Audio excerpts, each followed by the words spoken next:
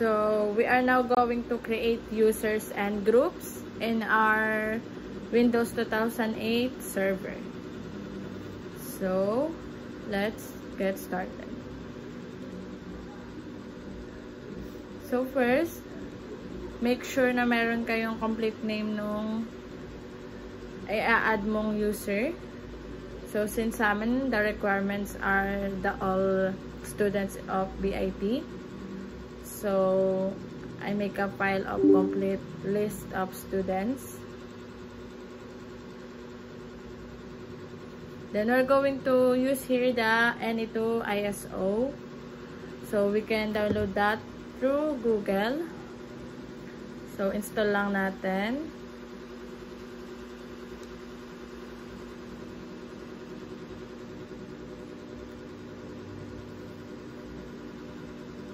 So in making users, the ginamit kong method is the using a code, not manually. So we can also do that if you want a lot of users to create. So we can just use a code. So just click finish once na na-download na natin yung NE2 ISO.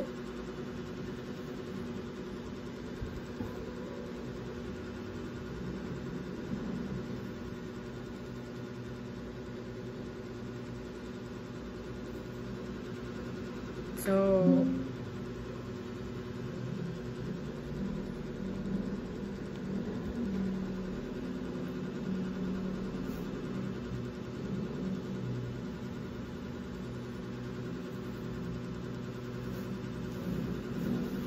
wait lang natin.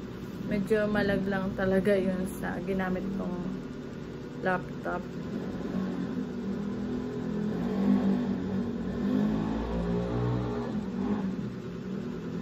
So, proceed na tayo dun sa Windows Server. So, to login, Control-Alt-Delete. Don't forget your password for the administrator. So, ayan, as you can see, nag-open na yung ating Windows Server. Then, go tayo sa Administrative Tools.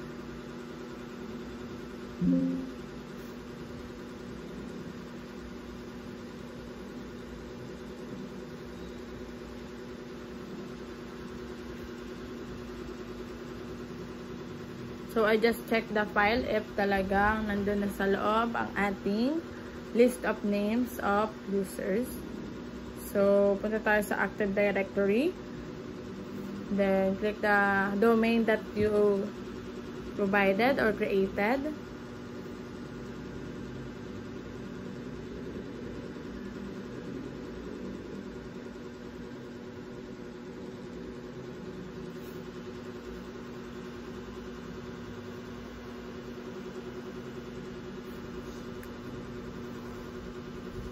So as you can see, at that time, I already create the user, so I forgot to video it or to film it, so I just deleted it to do it again to show you how to install or create users and groups. So now,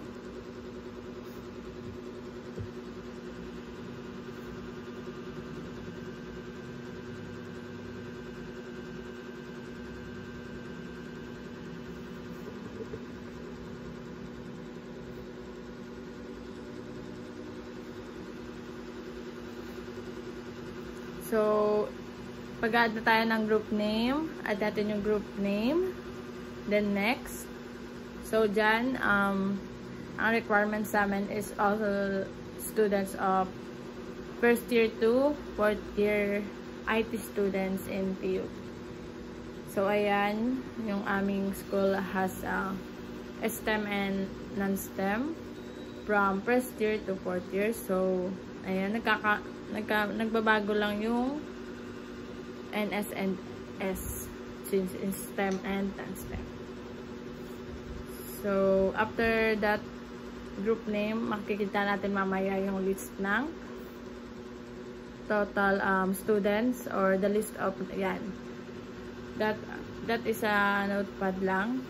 So, yung domain name na ginamit ko is roseann.com. So, as you can see, there's always a code.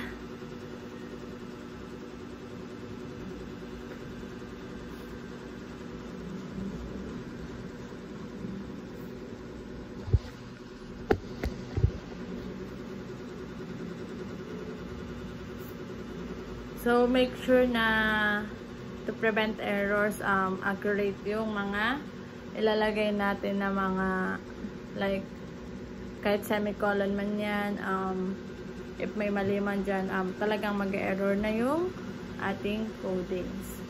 So, let's check it first para maiwasan na rin yung errors and para mas mapabilis yung ginagawa natin. So, ayan. Not sure kung may gumamit ng manually sa classmates ko, but I just used the coding to add users and groups. So, as you can see, pag may pula, there's an error. Pag ganyan, so, dyan ako ang error na na-encounter ko dyan is sa domain. Hindi ko nalagyan ng quit.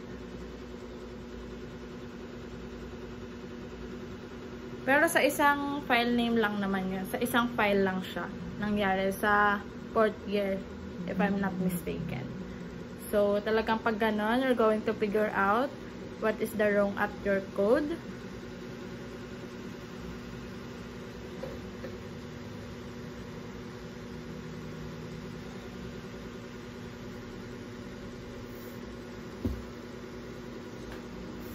So, wait lang natin yan.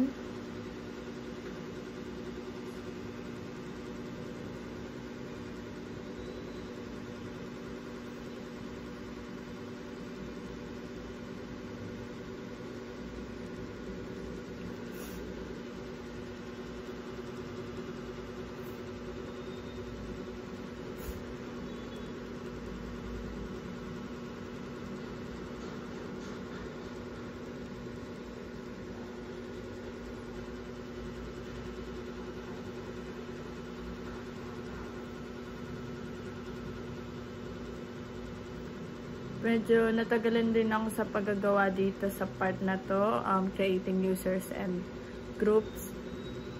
Hindi lang siya lata dahil naka-fast forward or nalata nyo dahil medyo naglo-loading.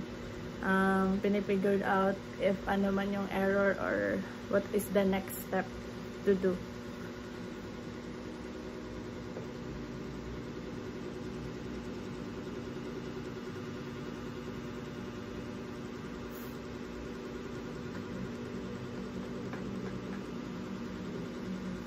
So, if we're going to make a lot of users or a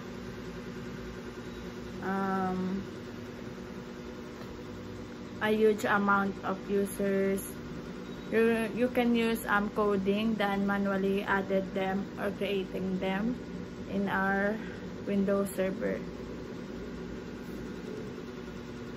So, dito, ito yung part na, ayan, yung mali ko, yung ganun lang. So, ayan, makikita nyo if there's an error pa.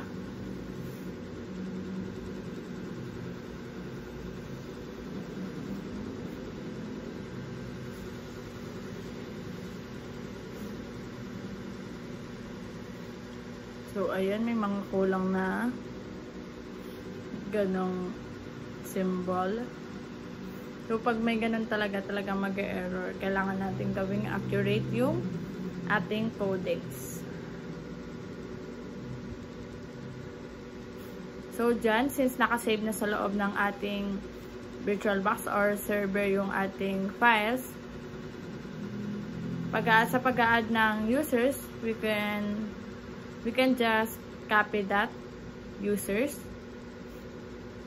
Then, let's just going to paste it on administrator.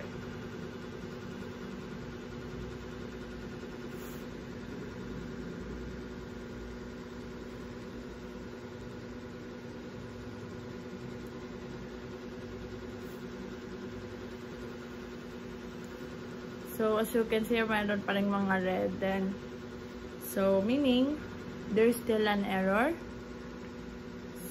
So, chinek ko siya isa-isa to make sure if there's really an error or what are the things I can do to solve that error.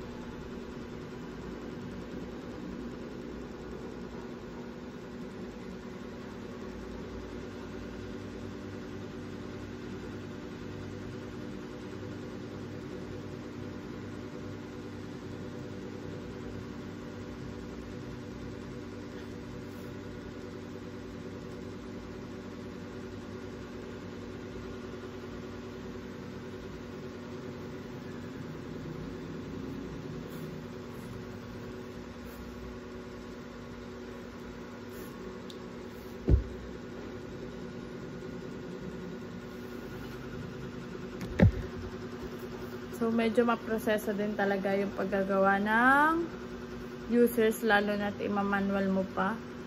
So, we must figure out if there's another way to add a lot of users and groups.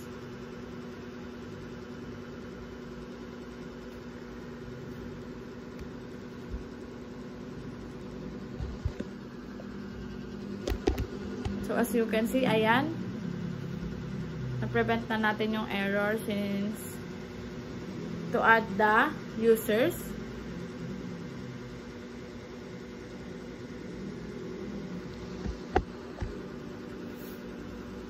So, ayan, nakita nyo na-create na natin ang ating users and groups. So, dun sa file na yon, yung pinipaste ko kanina is naka-indicate na dun yung users. So, pagkagawa natin ng groups, nag-reflect na agad yung users or members doon sa pinakang file na ginawa natin or pinakang group na ginawa natin. So, that's all for creating user and groups. So, I turned it off. That's all. And thank you for watching.